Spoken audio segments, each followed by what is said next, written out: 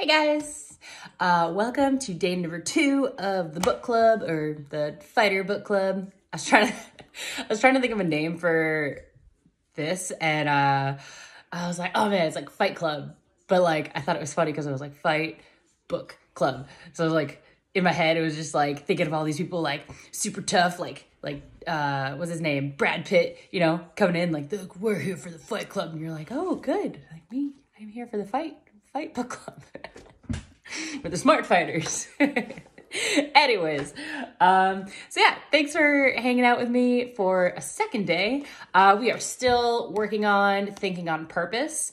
I don't know if you guys have picked it up yet. You don't have to, because hey, we're talking about it here. Like, no, I don't get any money from sales off of this, but it's definitely super interesting. Like I said, the author, Dr. Richard Bandler, is the person that is like the main name for NLP, which is neuro-linguistic programming, which we're going to kind of go into a little bit in this next video.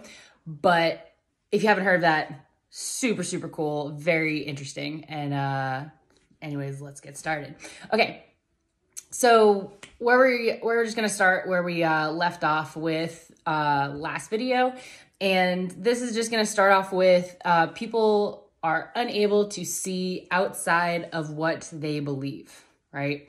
So he goes into an example of the Legionnaires Disease. I don't know if you guys have heard of it. I haven't heard of it before reading this book, but Legionnaires Disease, apparently it was discovered back in 1976. There was some type of like convention going on in Philadelphia where a whole bunch of people got sick, and they sent in the investigators to figure out what's going on. And they're like, oh, it has to be a bacteria. So, you know, they took samples and, you know, they did what they had to do of, all right, these are our, what do you call it in science? Like where you like have your procedure, like you have your list of things that you need to do in order to figure out what's going on. They did that. And so they took samples, they, you know, put them in little petri dishes, they heated up the petri dishes, and usually when you heat up bacteria, you know, it like flourishes and you're like, aha, I see the bacteria, there it is, it's right there. And that didn't happen. So they were like, oh, well, you guys are sick, but we're not finding the bacteria. So we don't know what to do. We'll do it again. We'll do the exact same way of thinking again. So taking samples, put it in a petri dish, heat up the petri dish, nothing. Still, they're like, we can't find anything. Ended up being that 29 people ended up dying from this disease because they weren't given any antibiotics, because there was no bacteria, quote unquote, right? However, apparently the cool thing about Legionnaires' disease is the bacteria grows in cold, not in heat. So the fact that like these investigators were unable to change their way of thinking of like, oh, well, we do step 1, then we do step 2, then we do step 3, and then step 4. And then like, you know, we're going to find the bacteria this way. And just because they weren't able to modify, you know, how they usually go about finding bacteria and diseases and stuff, they weren't able to treat these people. And unfortunately, these people died. So that's like an extreme example of not being flexible in your way of thinking. However, it also goes to show like that you won't be able to do outside of what you believe. Like, I feel like I want to say at least 70% of my fight camps have always been mental. Like me convincing myself that, like, being confident enough that I'm like, yeah, I can do a double leg takedown, or yeah, I'm quick enough. Yes, I'm strong enough. Yes, I'm smart enough. Like all of these things that like will be immediately put into doubt when you get into the fight or into the grappling competition or into the match or whatever. And yeah, it's like you literally can't tell yourself one thing if like baseline you believe another thing. There's been so many times where I'm just like, yeah, I'm the best, I'm gonna win, and like I already know subconsciously my brain is like, we don't have a chance. So you want to like try to not just say it over and over and over again, right? Like repetition is key. Rose Namajunas has like a big thing about this. Like when she fought Weili Zhang the first time, she kind of talked about it a little bit in her post fight interview, but she was talking about how, she just kept repeating to herself, I'm the best, I'm the best, I'm the best. And she also kind of like talks about how she, deals with like anxiety and like getting into her own head, kind of getting in her own way thing, which is very common for people that are in competition. But what is it? There's like a quote saying that your mind will fail way before your body will. And that's never been, like, there's never been a truer quote than that. Anyways, so learn to be flexible.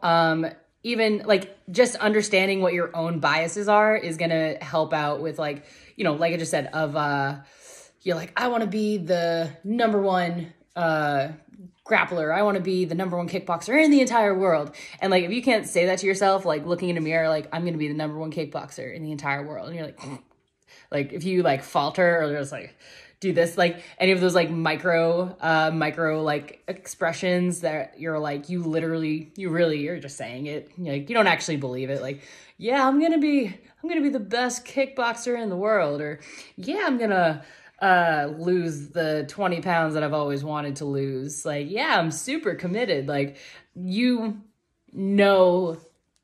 deep down in your heart if you're just saying it or if you actually believe it, right? So you want to get to the point of believing it so that way you can actually move forward and like be motivated by yourself to do your thing that you want to do, right? Right. I'm obviously going to like say kickboxing or grappling just because that's my thing. That's like the thing that motivates me. But you can apply this to any goal that you have in your life. Another thing that they went over in this section was enjoying your path. So not just trying to get to where you want to go the quickest as possible, right? It's like, it's always, let's say like making money. Like, oh, I want to make $1 million. Like I want to make $1 million as fast as possible. But like, if you are grinding like 5 years and you lose 5 years, I want to say like 5 years of your life to like 70-hour work weeks where you don't do anything besides make money. And then like you get to the end of it and you're like, oh yes, I made $1 million. Now what? Like you almost feel like, yeah, sure. Like it's awesome that you get your goal, but millionaires still have problems. Like, we all have like similar issues, just like at different price points, right? Like everyone's just trying to live their best life and give their loved ones the best things that they can have in order to have them have the best life, right? We're all on the same path.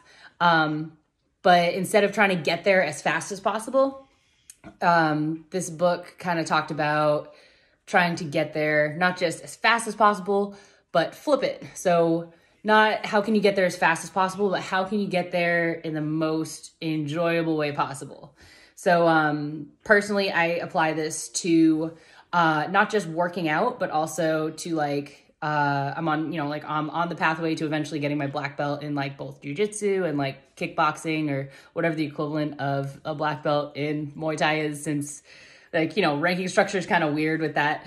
But anyways, getting your black belt in jiu-jitsu, like that alone is super, super cool, right? Like it's highly renowned in all martial arts. Like, oh man, okay, jiu-jitsu black belt, literally the longest amount of time for anyone to get a black belt in martial arts is the jiu-jitsu black belt, right? Like I think taekwondo is like the shortest amount of time for black belt, which is why there's so many of them, right?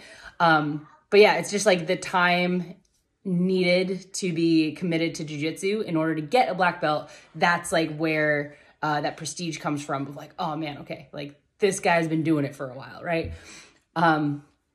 But anyways, so it's not just getting the black belt, right? Like I remember when my coach, when I was like still a blue belt, so hold on, wait, time out. So it goes, white is beginner, blue is the next level, purple is the next level above that, kind of like going into the advanced category, and then there's brown, and then there's black. Okay, so there's like a time frame for each of these. Usually you stick it blue for the longest amount of time. And then, you know, like as you move up towards black belt, it's more about like developing your own skills, yada, yada. Anyways, just short little, like, so I'm not just like talking in color and you have no idea what I'm talking about.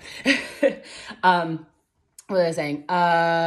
So when my coach was challenging me to like he was trying to tell me like, be a better blue belt, right? So try to think as a purple belt being a blue belt, right? What is it that needs to happen?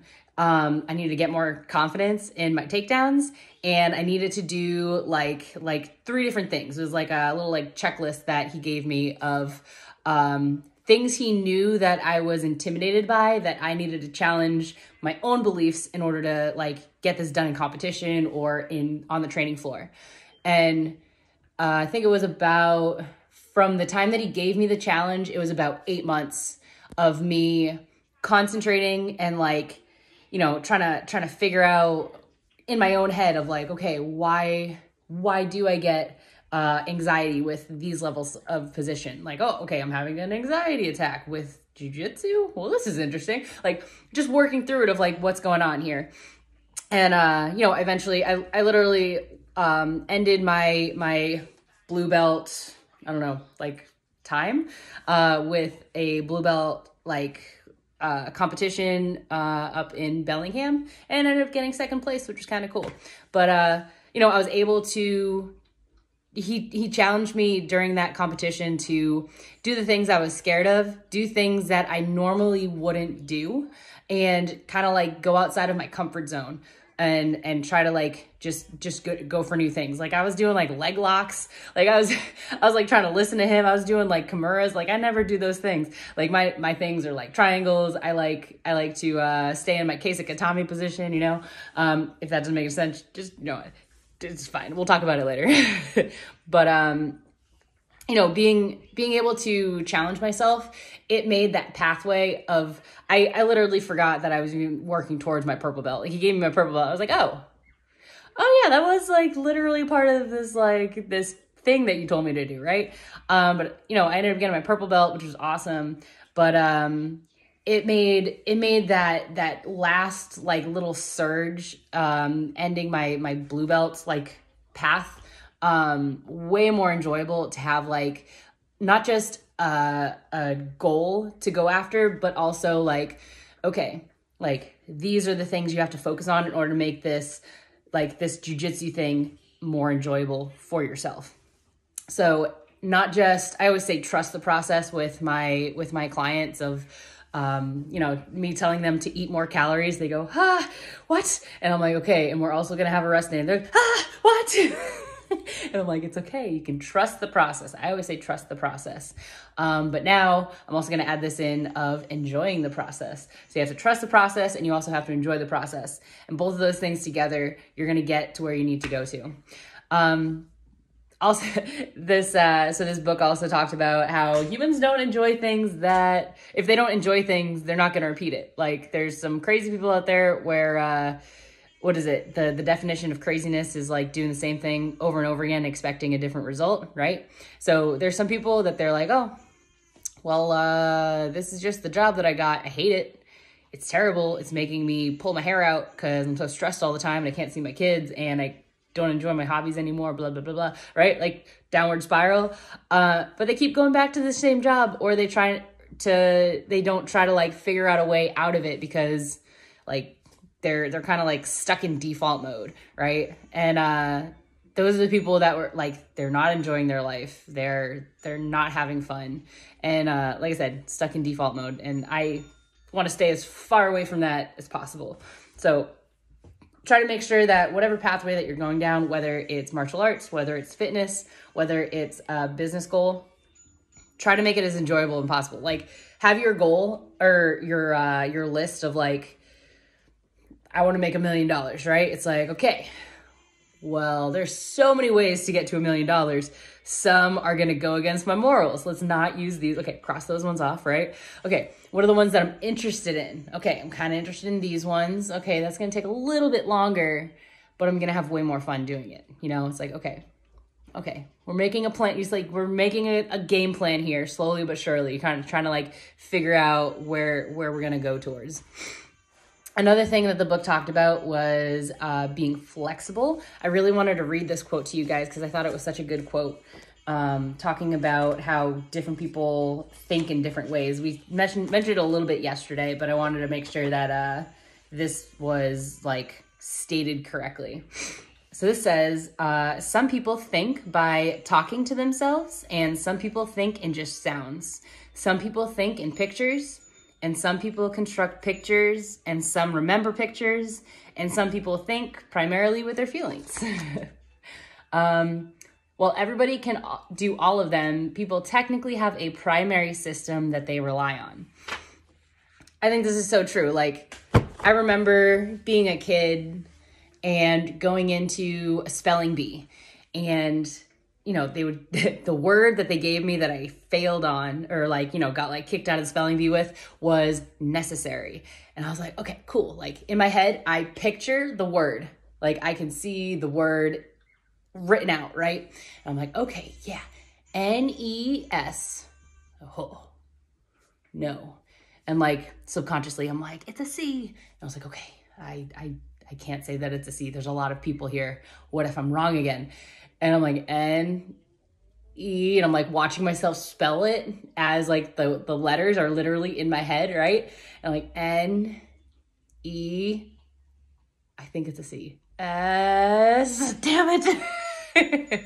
But, and that was like one of the first moments of like me realizing that I see words when somebody asked me just like, hey, how do you spell purpose? Like, oh, okay, see the word, P-U-R-P-O-S-E, right?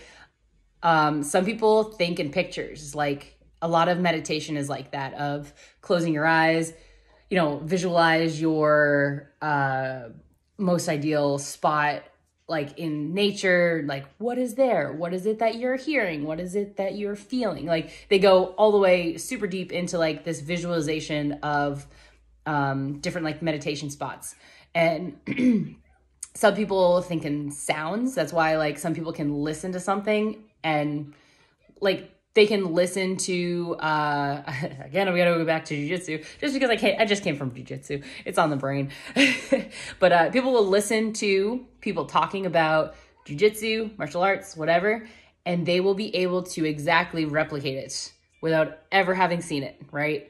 Some people will have to do it first, right? They'll have to like, you know, like have their hands physically on a thing. So like they'll have to actually do the move before they understand it. They will have to either feel the move happen, like go to them, right? Oh, okay. So, oh, that's the arm. Okay. Yeah, that's a terrible feeling arm. Okay. Yeah, I get it now. It is in there.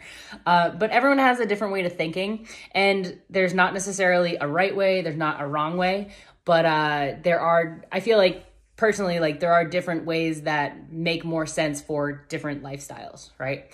I talked yesterday about how me and cyber, like intel analysis, like visual learning and thinking is not really the best way for that type of thinker, but like abstract thinkers, people that don't need to see something, people that can like hear about it or visualize it in their head, like, oh yeah, the virus is in the computer in file X, whatever, right?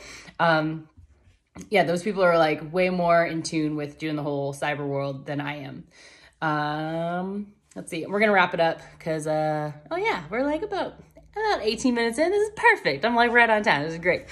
Okay, so last thing I wanted to talk about was kind of started talking about like how you are thinking, right? So some people, let's talk about spiders, for example, right? Oh, I just said that word. Some people are like, spiders, God, where is it on me? Oh God.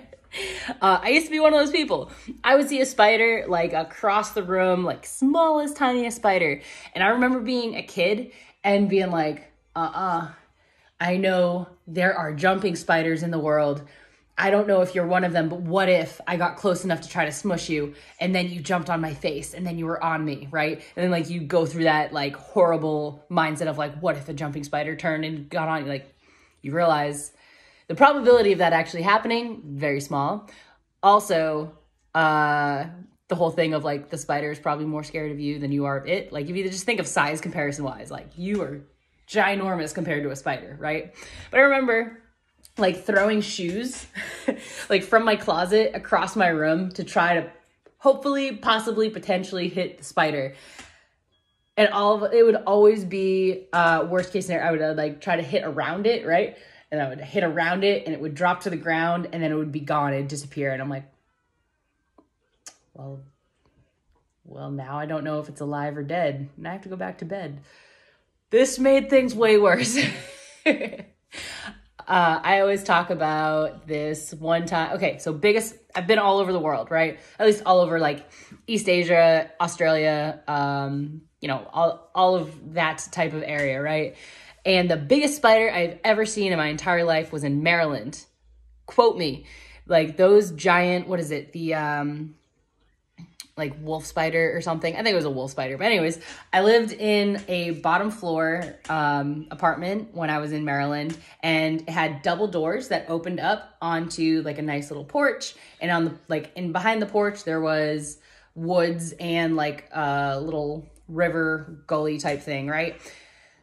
Didn't think anything of it when I bought the place or you know, moved in. And so every time that it rained, which was at least, I want to say twice a week, right? Like Maryland's kind of normal with its rain flow.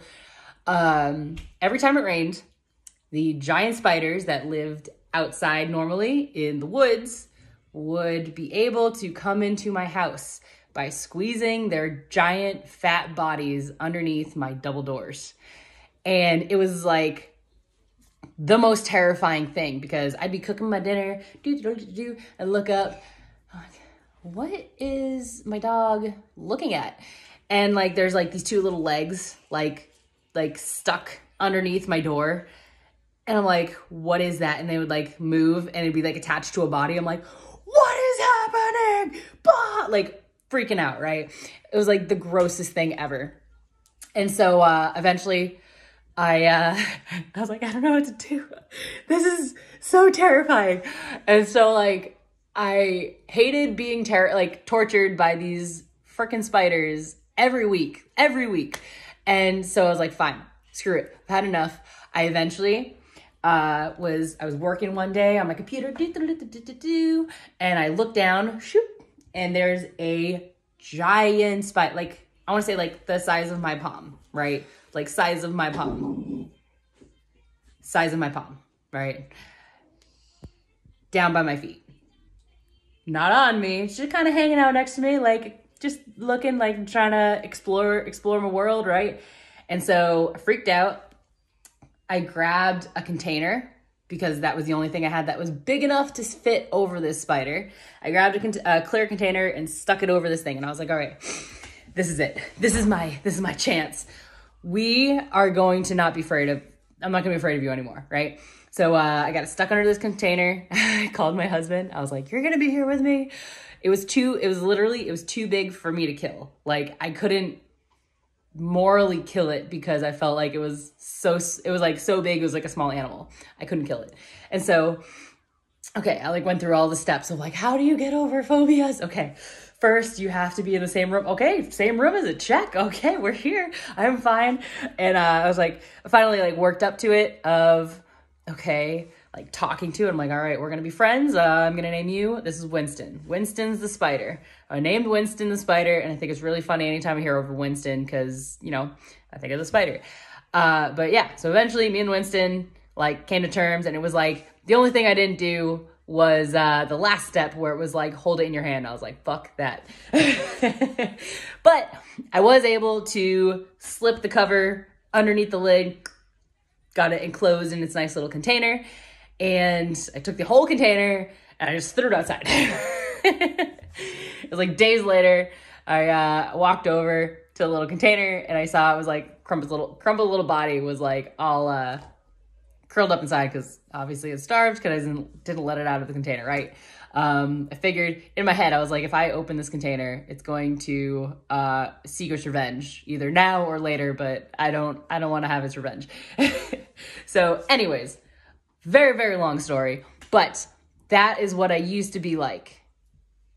Now after Winston, like ever since I've had the biggest, most frightening story of having a spider in my entire life, every other spider that I see, I'm like, oh, like, you're not, like, you're small. Like, why are you in my house? Okay, I'm just gonna kill you because my kids are here. Like, gotta be a strong person. Like, I literally will kill spiders now without even thinking twice about it. And I really feel like it's because of, one, like having that huge spider, like almost like a giant obstacle that I had to overcome myself, right? But also, like, you learn, I feel like as you get older, like, you learn that every spider is not going to be Winston. Every spider is not a black widow. I've lived in Nevada where they have both black widow and brown recluse, both very poisonous spiders. But like, once you educate yourself of like, okay, poisonous spiders, but I'm not going to like get bit and immediately die. You know, it's like you get bit and like it's uncomfortable, and then like days later your flesh rots off, you know, but that's like if you didn't take care of it.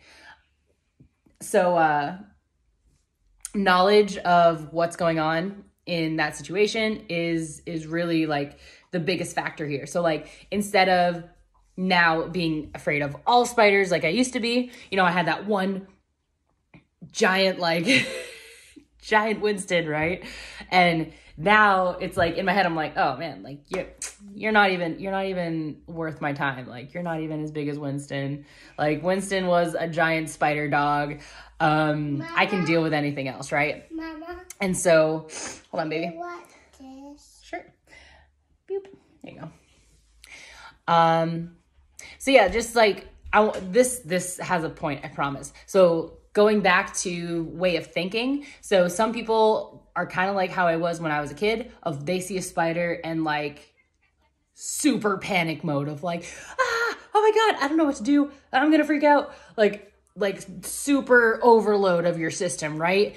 And then like other people are like me now, where it's like, okay, you've come to terms with some stuff. Like, they're still icky. You're not going to like get a pet spider, but you can deal with them. You can handle them. Like, all right, you're outside, you're in your house, you're taking care of bugs.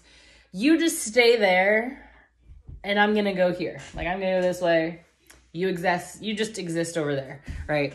So just being able to like understand your thinking and justify like, is this reasonable thinking, right? So how do we bring this back to fitness, right? So bringing it back to fitness, some people, they'll go through a week of working out. They won't see any results. They'll get to the end of the week and they go, oh, working out's just not for me. No results. So I'm going to go back to living the way that I was, right? Which was unhealthy. Some people will get to the end of 3 months, not see any results because they're not tracking their progress the correct way. And they'll go, oh, my scale still says it's the same weight. They're not tracking their body fat percentage, right? Or their strength. So scale still says that I'm 220. Oh, well, guess working out doesn't work. I'm going to go back to living my other life, because why would I torture myself this much? I hate working out. Why would I do all of this if, you know, I'm not making progress anyways? And so like getting yourself out of that type of thinking of like all or nothing type of thinking. One, it's anxious thinking. And then also, it's not true, right? Just because it's that one way that you did it, or that one thing, that one workout, that one trainer that you worked with didn't work out, does not necessarily mean you have exhaustively tried every way, right? If working out doesn't work, working out doesn't work out. I usually say for people to try focusing in on their nutrition. Personally, I feel like nutrition is the hardest part of the whole thing. Working out, so easy. Nutrition, that is the MFer. Like, you don't have, like, your cravings are for food, and like self-discipline has a lot to do with that. But like, working out is literally just like forcing yourself to move your body, right? But anyways, so let me know what you think. Let me hear if you guys have any cool stories of like where your thinking was kind of like that all or nothing type of thinking, and if you've been able to move on from it. And then also if you have any ways that you currently are using the enjoy the process technique versus, you know, just trying to like push through it and then make it as short as possible, but also it's like taking the switchback up the mountain, or like this like steep slope up the mountain. Like, you're gonna get there faster, but this one is like way more enjoyable. You can take your family, you can take your friends, like you can kind of like stop and have a picnic if you want. This one, you're just like, you're fighting for your life the whole time. You're both gonna get there, but one is way better. All right, I'm gonna end this here because this was 30 minutes of hanging out. That was so cool. All right, let me know what you guys think, and I'll talk to you guys tomorrow. All right, bye.